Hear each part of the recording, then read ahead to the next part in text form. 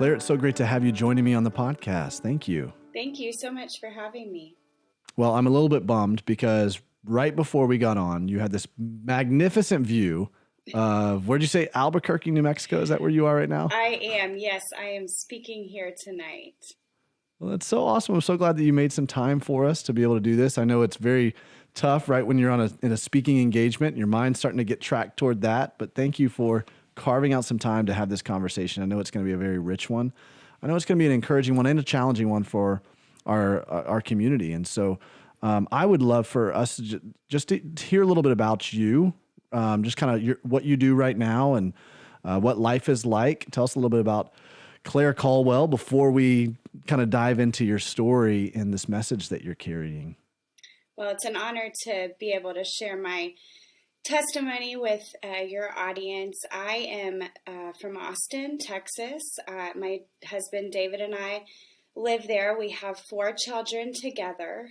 I actually married into kids. I married a single dad who was doing it on his own. And so I've raised his 3 children, and then we have one daughter that's 8 together who feels left out, that she's not adopted, that she doesn't have a birth mother.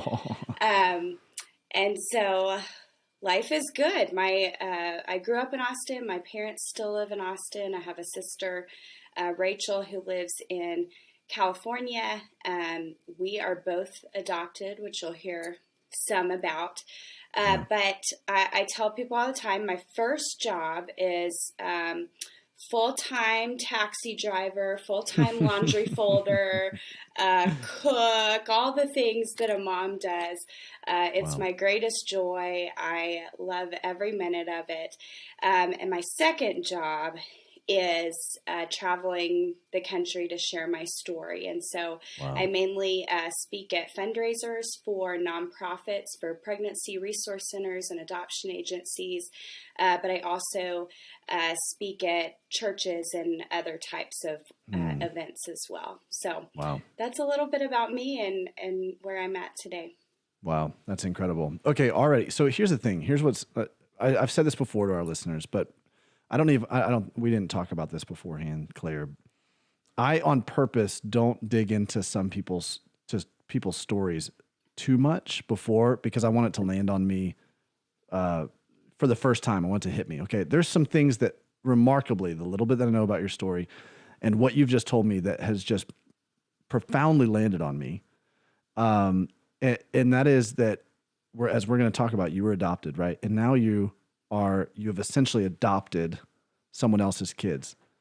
That's unbelievable. Talk about redemption right there. I'm sure that we're going to get into this with this conversation, but I had to note that from the outset, that I'm sure there was some kind of thing that's birthed inside of you, almost this calling and this tug.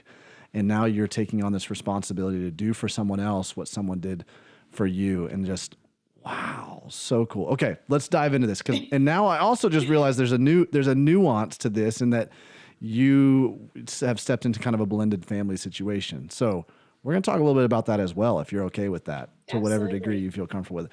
Why don't you go back, tell us a little bit about just this profound thing that happened to you that now has birthed this message that you're carrying. Tell us a little bit about your story.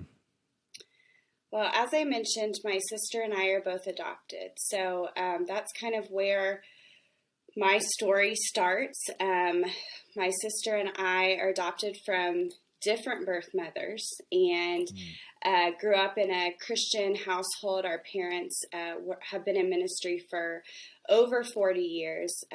Absolutely incredible upbringing, incredible parents. They weren't able to have children naturally. And so they say that adoption was the other route if you can't have children naturally. And so they adopted children.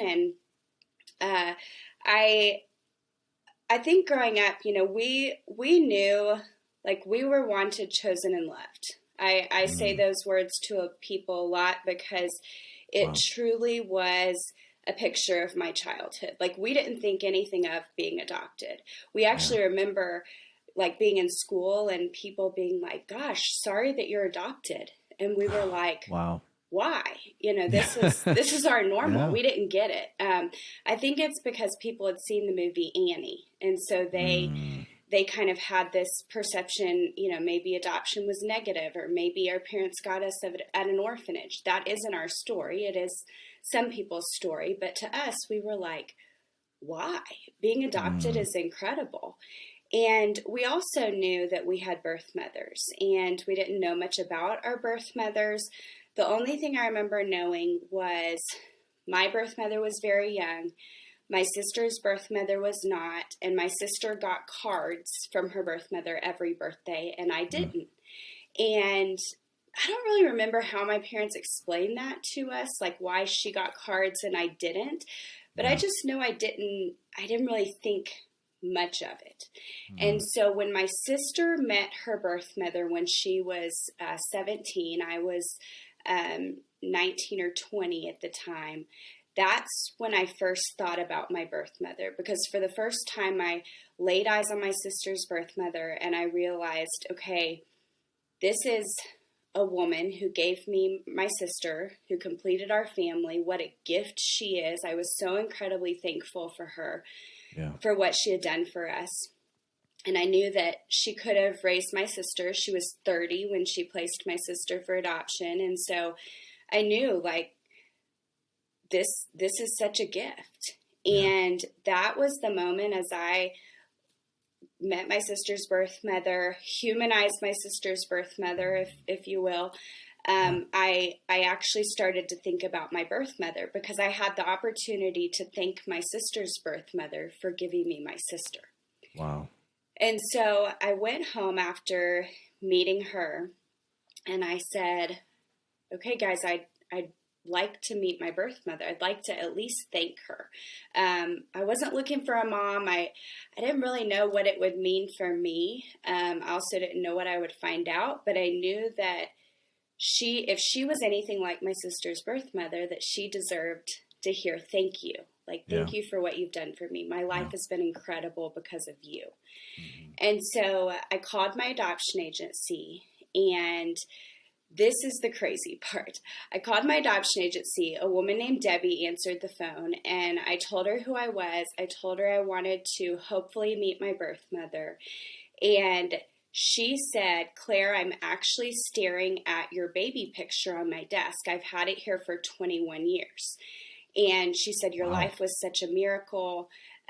Your birth mother loved you very much. Your birth mother was 13 years old when she lived here, when she was pregnant with you. And, she just was, I don't know, she was really discreet about why she had my baby picture on her desk. And just a few months later, after she called me and after we reunited, my birth mother and I had this incredible reunion, I found out why she had my baby picture on her desk for 21 years. And my birth mother told me this, and this is the most painful moment of my birth mother's life, the most shocking moment of my life, was the moment that I thanked my birth mother for giving me my life, just like my sister's birth mother had given her life. And my birth mother said, Claire, I didn't. And she broke down into tears and said, I actually had an abortion while I was pregnant with you.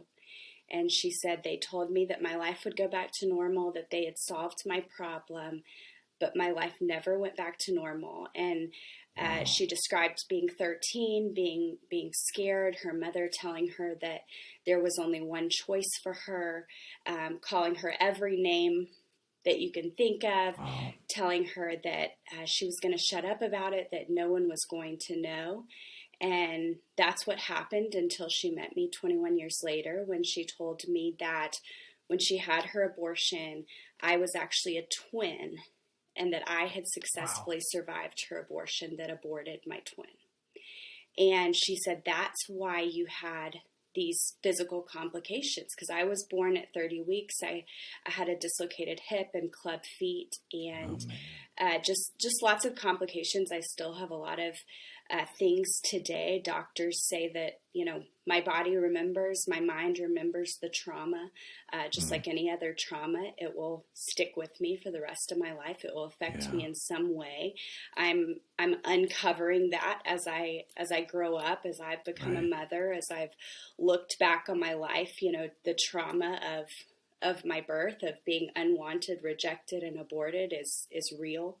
Wow. And so you could say this was my biggest fear, and also the most shocking moment of my life. One of the most painful moments of my life, as I realized that what I believed about myself maybe wasn't true, And so for the past 12 years, I've spent that time telling my story because I believe that God is good and he has brought something good out of something that's evil, something that's very hurtful, a really, really hard truth about myself that I never imagined I would hear. So it's been a journey for sure. Wow.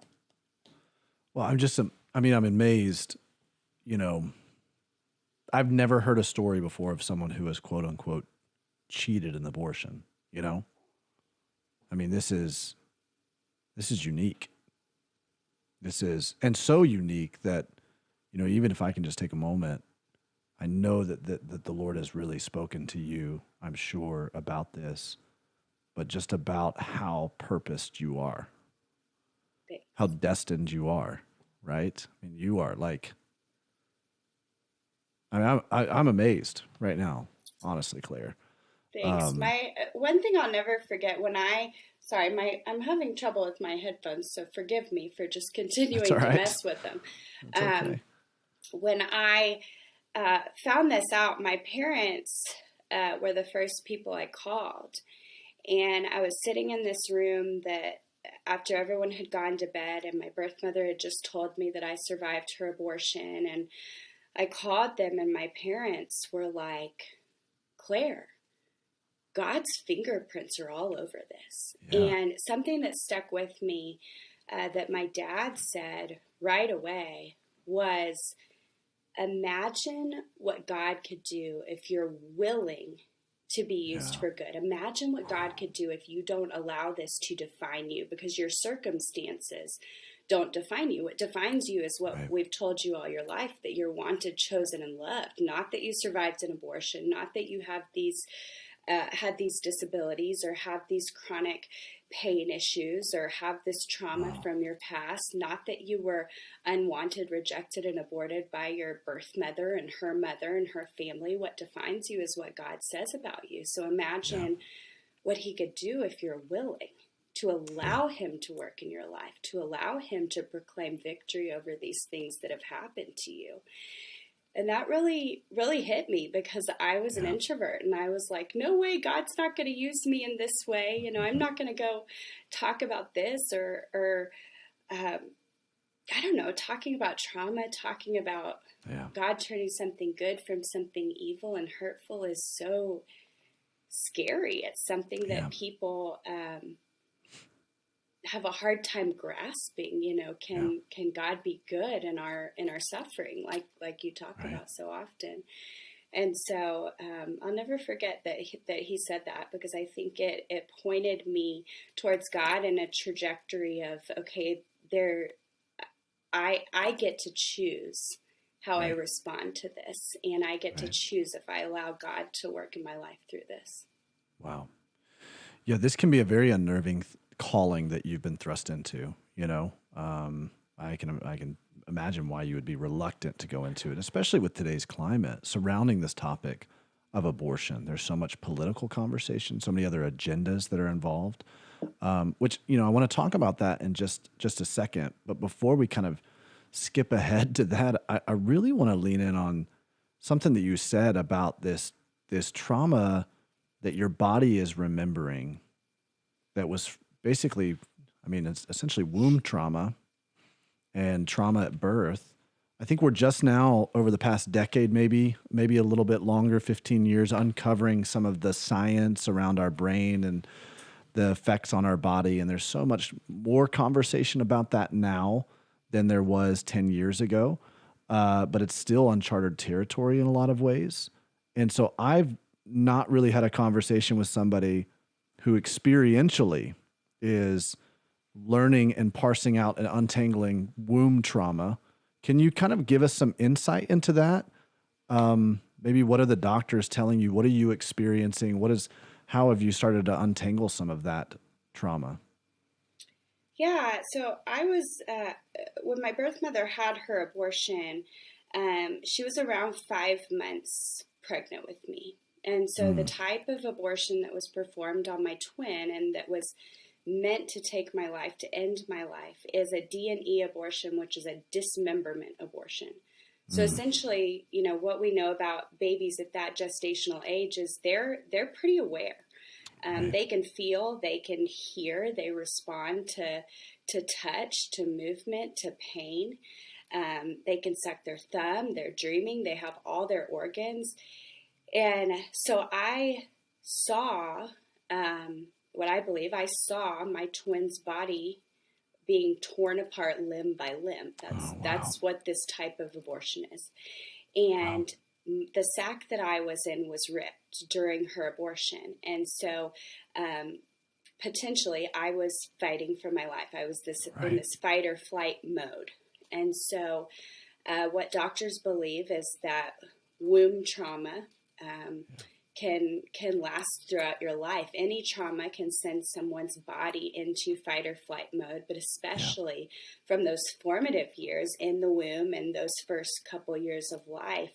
If your body's in this constant state of fight or flight, fearful for its life, trying to stay alive, that can affect the rest of your life. And so then I was born and I had a dislocated hip and I had club feet, and then I was in body casts until I was 2 years old. And and I was left alone in the hospital for 2 months until my parents adopted me. And so all of those things combined can affect somebody for the rest of their life. And so I actually respond to fear, pain, just uncertainty, so many different things in the form of body pain. And so I have some autoimmune type responses. And so that's been interesting because I didn't realize, how many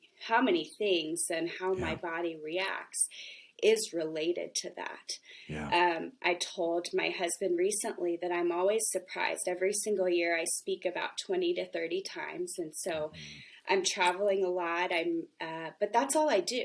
I travel 30 times a year and then I'm at home. But when I'm home, I'm literally trying to recover from what I've put my body through by just getting up, going to the airport, sitting on a plane, speaking in front of an audience and going home and then doing the same thing the next week. And I'm always surprised how I can't function like a normal person does. I don't know why. I'm always surprised. And so as I've grown up, I've realized how many of these things that I experience are related to the trauma at birth and related to my fight or flight response. Wow, man. It's so insightful, and yet my heart is just, I'm breaking and I'm honored, right? At the same time, I'm like, my heart is breaking for you that you're undergoing this every single time. I travel and speak as well, and so, just trying to put myself in your shoes and what you have to go through to recover from these speaking engagements, and yet I'm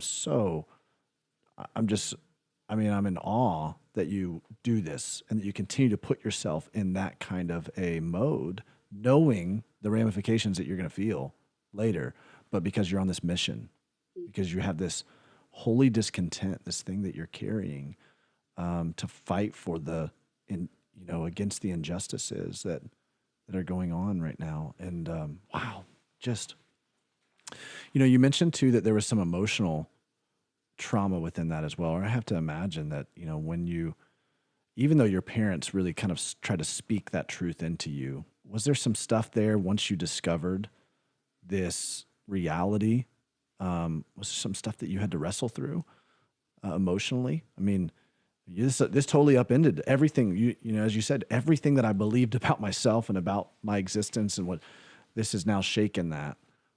Talk to me about how you worked through that. Absolutely. I think it was really confusing Yeah. is the word I want to use. I was never angry at my birth mother. I understood that she was 13 years old. I knew that God really did give me a heart of forgiveness towards her in the moment that she shared about her abortion with me. But the best way I could describe it is incredibly confusing, because here I was, someone who had never really thought about the issue of abortion, learning that I was unwanted, rejected, and aborted, learning that I was living in a time where nobody wanted me to exist. Nobody wanted my story to be true because it exposed the falseness of their narrative, the reality of the humanity of the unborn child, the reality that women are deeply hurt by abortion. I mean, I was living in a time where I was being told that my story was political, when I mean, gosh, it's just my personal. experience. It's personal, yeah. And so I think that's what's been, emotionally hard for me is it just feels like I'm on this roller coaster of emotions of trying to fight for someone like my birth mother, trying to just give women, give my children what my birth mother didn't have, not even thinking about it as a political issue, but I take so much heat and hatred for it. And so that's been the emotionally challenging part is bearing the weight of that. And then also, because I've chosen to share my story, I hear thousands and thousands and thousands of stories every single time I go somewhere, every single time I'm on a program like this, of women and men and children, or families who reach out to me and say, I too regret my abortion, or this is how I was traumatized by this, or just that's just a whole nother weight that I carry. And so the other way I think that it has affected me emotionally is the aspect of being a twin. I've wrestled with, why me? Why not my twin? Why did I survive? Why did my twin lose its life? And I could just wrestle with that all day long. But at the end of the day, I have to know and trust that God knew it was best, and that He wrote my story perfectly. And so I'll never have one day in heaven, I'll ask Him, hopefully, but on this side of heaven, I won't have that answer. And I've just had to learn to be okay with that and be able to trust. Man, you know what came to mind as you're talking, Claire, is you're like an archetype of Esther. Have you ever thought of that? Mm-mm. I mean, I'm thinking about it, right? Think about Esther's life, that she was chosen for a time such as this, called, destined into this like really prominent seat. And yet something occurred that was very personal to her, right? The threat of the extinction of her people. And it was just a political move for someone else. And yet, so here she is caught in the crossfires of that, and she's fighting for the freedom and the salvation of her people. And I don't know, that just kind of hit me, that it just seems like you have been called and raised up and destined for a time such as this. Because this is a very hot button issue. It's on the forefront of so much political conversation. And yet, just as you said, this is a very personal thing for you. And I don't know if there's probably very few people that could, with as much personal experience and be able to expose the real issues with abortion, and kind of just kind of debunk a lot of the political rhetoric around it all,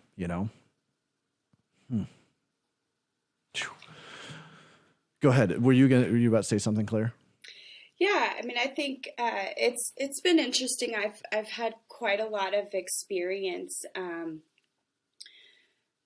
talking about this in a political way, just because I've had to. Because Right. if I want to reach women like my birth mother, I have to go where they are. Yeah. And I don't know, just what you were talking about made me think about the when I go into a crowd and I'm uh, talking, like maybe at a rally or at a political Yeah. event or at a press conference for a bill where there's people that agree with me and people who don't. Yeah. And And there not are just agree with you and don't, but like polarizing, right? polarizing, like I mean, that's what you're stepping into screaming, every time. Yeah. screaming, screaming, chanting, holding up signs that it's my body, my choice. Yeah. You should have been thrown in the dumpster with the other baby body parts. Like, I mean, just horrific stuff that I never knew even existed until I walked this path. And what I've learned is that yes, it's viewed as a political issue, but this is personal for every single one of us. Every single person that comes out there that is either clapping in agreement with me or is shouting in disagreement with me, it's coming from a personal place. And I can Yeah. honestly look at both sides and see the pain of abortion, the pain of what it's done to us. And you've either healed from it and you've decided, okay, I trust what Claire trusts in, the God that redeems and restores and forgives, and I can walk in freedom because of that. Or you justify what you've done and you're so deeply hurt that you have to shout so that you don't have to go to that place and face what you've experienced. And so I've learned that yes, it's a political issue, but it comes from this place of hurt Yeah. on both sides. And so every single person that's shouting at me, I just see my birth mother in them. And Wow. it makes me want to continue, because I can't count the times that I have walked away from an event and someone has either come up to me or emailed me afterwards and said, I came in protest of that, but I heard your story and I can't even argue anymore. Yeah. Like, I want what you have. I want what your birth mother has. I want to walk in that freedom. Yeah. As we're, I explained to you before we went on air about our community platform, and we have groups that, interact and have conversations there. And one of our most prominent ones is abortion regret and recovery. And so, I know experientially that there are so many women who have walked through that and are wanting to find healing from that. What's your experience? Because I think the narrative says that that's not the case, at least from a political perspective, but you're experiencing so many who are looking for that, but maybe are silenced or feel very full of shame, too much so that they don't feel like they can step up and ask for help. Can you talk to me a little bit about your experience with that? Women do regret their abortions. I have somebody come up to me in the audience of every event I go to with tears in their eyes, saying, I haven't shared this with anyone. It's been 15 years, 20 years on average for women to face what they have done, face what they've experienced, and seek out some type of healing. A lot of women don't. And, something I learned early on after I met my birth mother and learned that I was the type of person who'd been affected by abortion, an abortion survivor, a unique way of being affected by abortion, but still a very traumatic way to be affected, was that I didn't know where to turn. I mean, I went home. I knew I could talk with my family. I knew my parents would support me. My sister would support me. But but the people in the pews of my churches, the pastor, my community, my extended family, did I know that I could turn to them in this moment where everything was crashing down around me as I learned that I had been affected by abortion? No, I didn't. And I think it's because of what you just said. There is so much shame and apathy and silence from people in the church, people like my family that never talked about abortion until we learned that we had been affected by it, people in our church. In fact, I had never heard about it from the pulpit of my church, from my pastor, from my youth pastor. Nobody had really had a conversation with me about this. Yeah. And I realized that if I didn't have somewhere to go, if I didn't know that I had somewhere to go, that women like my birth mother absolutely didn't know where to go, because through our apathy and silence as the church, as believers, or even outside as people of morality, through our silence, we were communicating to women like my birth mother that there is no place for you, there is no forgiveness for you, there is no mercy and grace for you. You should be ashamed. You know, you are rejected here. And meanwhile, the abortion industry was over here. Planned Parenthood and other abortion providers are over here screaming, "We're here for you. We can solve your problem. You know, you can come to us." And so I learned that women like my birth mother are silently suffering in the pews of our churches, or silently suffering in our families, in our neighborhoods, in our communities, because of our apathy, our silence, and the message that we're communicating to them because of that. And so that's one of the reasons that I share my story, that I wrote my book Survivor, is because I want women like my birth mother to know that there is a place for you. You are absolutely welcome when you experience an unplanned pregnancy, that there are people like us that want to walk alongside you, but also when you have experienced or have chosen to have an abortion and you deeply regret that there is a home for you here with people like us in our churches, in our communities, in our families, because there is something called mercy, and there's something called grace, and there's forgiveness for those who place their trust in Christ. And so it's been incredible as I've been able to share my story, because women so often come up to me and they say, "Gosh, I realized that if you could forgive your birth mother, maybe my child could forgive me, but also if you're saying that God could forgive your birth mother, maybe God could forgive me." And he wants to, and he will. Wow, that's amazing. You're basically acting as kind of a stand-in for so many of these countless women who have aborted their children, but you're saying, "Hey, take me as representative. You know, I am forgiving and walking in forgiveness with my birth mother, and you can walk in that same forgiveness, that experience of forgiveness." That's amazing. I'm really curious as to, have there been some arenas that have you been surprised by the arenas that would open their doors to you to come and share, and surprised by the different arenas or institutions that would close their doors and say, "No, you can't"? Yeah, maybe you're not, but I'm just curious about that.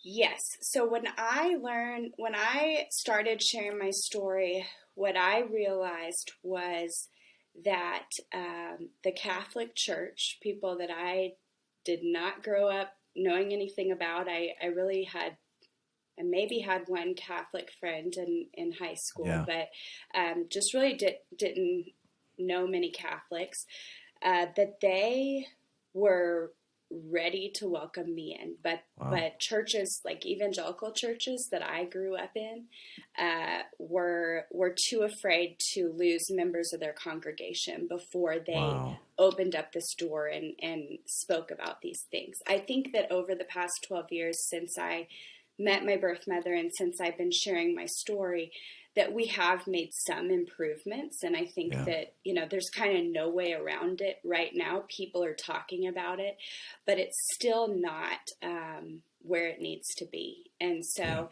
I have been surprised just by that contrast, because I had no idea what we were missing in our churches, who we weren't ministering to in our churches, and the healing that really needed to take place amongst people like me.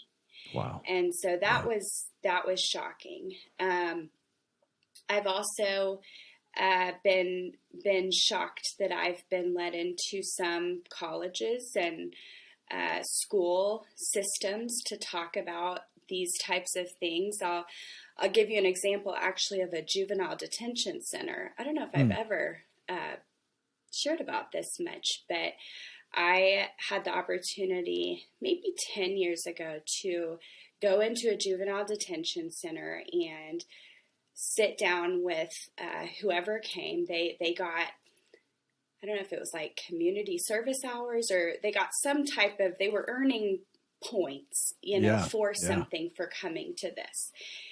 And so sat down with this group. Only 5 young men, teenage boys, showed up. And so here I am, like 22 or 23-year-old girl, talking to 5, 15, 16, 17-year-old boys, and thinking, why am I even here? Like, this isn't going to go anywhere. But what happened was I shared my testimony. We were just sitting in these chairs, and so I just talked to them like I'm talking to you right now. And every single one of them said, Claire, I took my girlfriend to have an abortion. Every single one of them.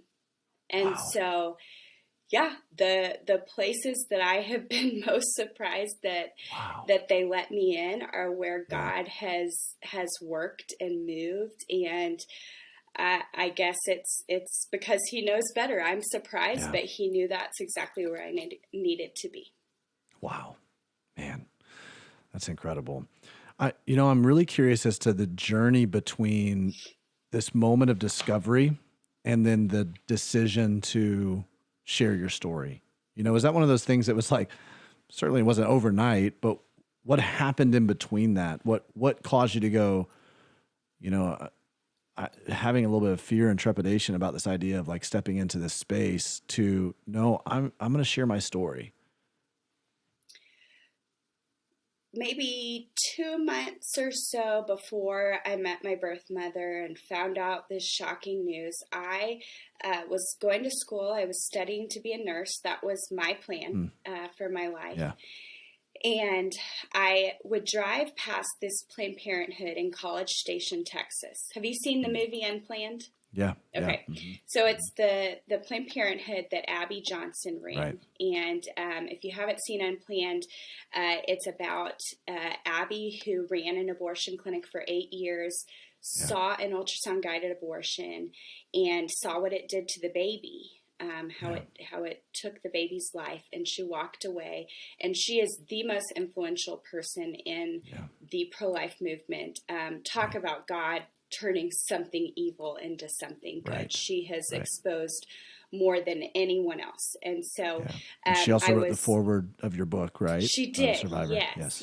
She's a good friend of mine. And so I would drive past this clinic on my way to school, on my way to work. I had no idea that Planned Parenthood was our nation's largest abortion provider. And so I would drive past it, and I would see people out there, and I didn't know what they were doing, but they were standing there in front of this clinic, like maybe praying, maybe staring at it. I kind of thought they were crazy. Yeah. And so one day I stopped and asked them what they were doing. And they told me that they were there praying, that they were there because they believed women deserved better than abortion, that they knew what abortion did to an unborn child, and they were there to walk alongside these women, give them resources, send them to places like pregnancy resource centers, because every woman deserved better than abortion, and every child was created in the image of God with a purpose. Yeah. And I was like, okay, I agree with that. I'm adopted, but I never imagined that I would go back to those people. But Mm, afterwards, after I met my birth mother, I knew where I had to go. And yeah. I went back to those people and I told them what I had found out. And of course, they cried. And they actually introduced me to Abby that day because she had left her Mm, job at that Planned Parenthood 2 weeks before that. And so I walked in, this young 21-year-old college student, not having watched the news, because who does that in college? I right. didn't. Right. And not having known that Abby had left her job. And so I walked in, met her, and Abby her story had gone all over the news. Planned Yeah. Parenthood had sued her after she left her job. And so Abby's story was all over the news. We became friends, the most unlikely of friends, by the way. Only God can do that. Wow. And I watched as she was obedient to what God asked her to do. She was given opportunities to share her story, to share her experience, to share what God had done in her life. And she was willing to do it, no matter the cost, no matter what people said about her. Yeah. She was willing to go to the ends of the earth and tell what God had done and tell the truth about abortion that he had revealed to her through that ultrasound guided abortion. And so that was in October. And she was going to be speaking at this youth conference in December of that year. And this little group, this Coalition for Life that leads the prayer movement outside of that abortion facility, said, "Hey, Claire, why don't you tell your story? Abby's going to tell Mm, her story. Why don't you tell your story at this youth event? It'll be like 50 youth. No big deal, but just imagine the impact that yeah. you could make by just exposing the humanity of the unborn through your existence, through your Right. humanity." And I wanted to say no. Um, I'm an introvert. I never imagined that Yeah. I would share my story, but I said yes. I said yes, I'd do it. And so it was from May when I found out to October when I met the people who introduced me to people who wanted to hear my story, to December of that same year. So what is that? Wow. 7 months Wow. after I found out. Yeah. And so I shared my story that first time, saw the light bulbs go off in these kids' heads as they humanize the unborn child, as they empathize with the woman like my birth mother who felt like she had no other choice, who was desperately looking for someone to stand up Yeah. for her and tell her that she was worth it. I mean, it was absolutely incredible. I never Wow. imagined that God could bring something so incredibly healing and good out of the most traumatic moment of my birth Yeah. mother's life, and the most shocking and probably most traumatic moment of my life. Yeah. But he showed me that day. And so I said, okay, God, if you open the doors, I'll walk through them, but don't open too many. And it's been about 30 a year. I actually stopped going to school because I couldn't go to nursing school Oh, and wow. speak. And here we are 12 years later. I haven't stopped, and Man. it's been good. Wow. That's awesome. And how providential of the Lord, and how in his kindness to prepare you, before you're about to hear this life altering news, where he just is dropping these seeds, of these little like breadcrumbs, it feels like, to say, hey, this is where I'm taking you on your journey. Man, so wow. He did. And, one of the comments that I get most about my book is about my parents, and Mm, just how God, like, literally handpicked my parents for me yeah. to raise me. I mean, here my mom was longing for a child and crying out to God for a child, and he didn't give her one through her own body. Yeah. But he spared my life and gave her this this child, this unwanted, rejected, aborted child, to be the most Wow. wanted, loved child that there ever could be. At least that's what they told me all my life. And they raised me to know who I was, and Yeah. I was secure in who I was when I met my birth mother. And I think that the credit goes to my parents for how I was able to respond, because I really didn't have anger. My birth Wow. mother's told me over and over and over again that she fully expected me to run out of the room and never look back and never want to speak to her again. Probably because that's how the people in her life always Yeah. had responded to anything that ever happened. But I embraced her. I held her as she cried. I Yeah. told her I forgave her instantly, and I really did, because of how I was raised. And I was Yeah. so secure in knowing that this was my opportunity to show my birth mother a glimpse of his love and his forgiveness for her, because I had witnessed that glimpse. I had benefited from that same glimpse of love and Yeah. forgiveness through my parents and how I was Wow. raised. It's amazing. You're being a conduit of God's grace and God's forgiveness, and that changes lives. It doesn't matter all the political rhetoric that's going on. When they see the person of Jesus being lived out through someone's life, it changes things. It's like what you said. It brings humanity back into focus. You know, wow. So you've written this book, Survivor, and I guess my last question as we kind of close this down and you get off to this speaking engagement. What do you hope for the reader, as they're diving into this book? What's your heart's cry for their experience?